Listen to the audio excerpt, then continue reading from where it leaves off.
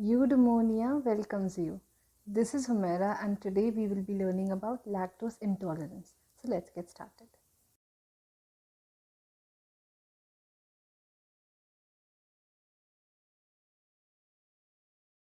So we know that lactose intolerance means intolerance to lactose, obviously. So people who have this condition, it is like a digestive disorder where you are not able to digest lactose. And lactose is the main carbohydrate present in dairy products. So people with lactose intolerance are not able to digest it because they don't make enough enzyme called lactase. Everything requires an enzyme to digest it. So if you do not have the enzyme to digest lactose, that is how it remains in the body and does not get digested. So what if lactose is not getting digested? What is the big deal? Well, the issue arises. You should see the normal scenario. Lactose is made of two sugars, glucose and galactose. These, when split, go into your bloodstream and they are absorbed and they give us energy. But in people who have lactose intolerance, lactase is not present, which is responsible for initiating this enzymatic reaction.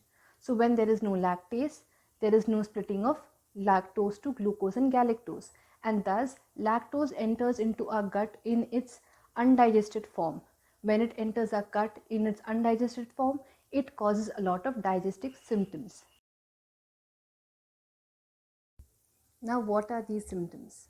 Bloating, gas, nausea, diarrhea, abdominal pain.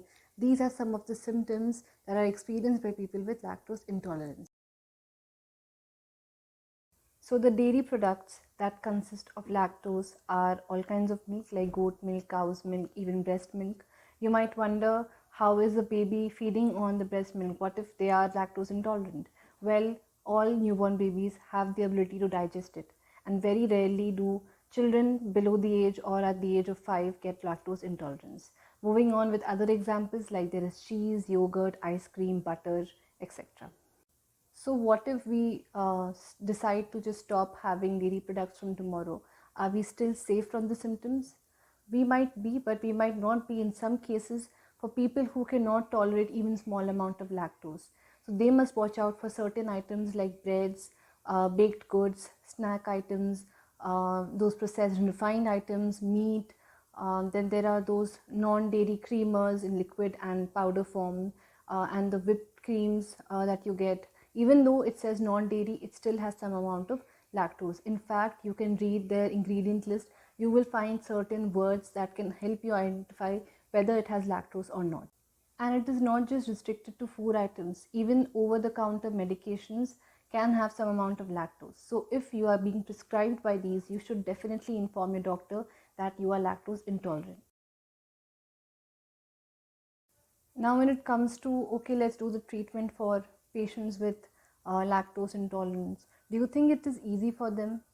Of course not, because dairy products offer a lot of nutrition like vitamin D, there's calcium, some amount of protein is also present. So people who are depriving themselves from dairy products are obviously lacking them. So you have to give them some food items that offer these nutrients so that you are compensated and you're not deficient of anything.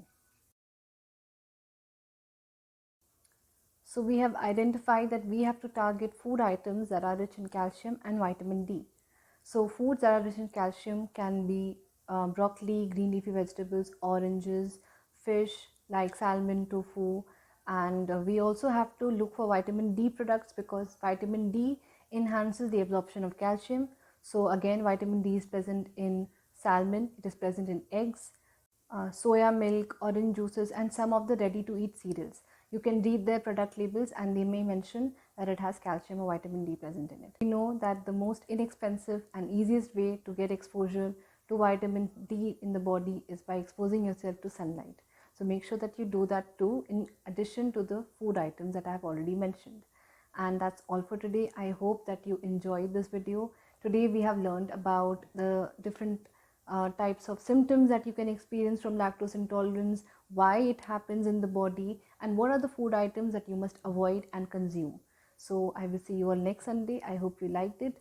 Do share it with your friends, and subscribe to our channel if you like our content. I will see you all next Sunday. Until then, love, invest, find yourself and enjoy.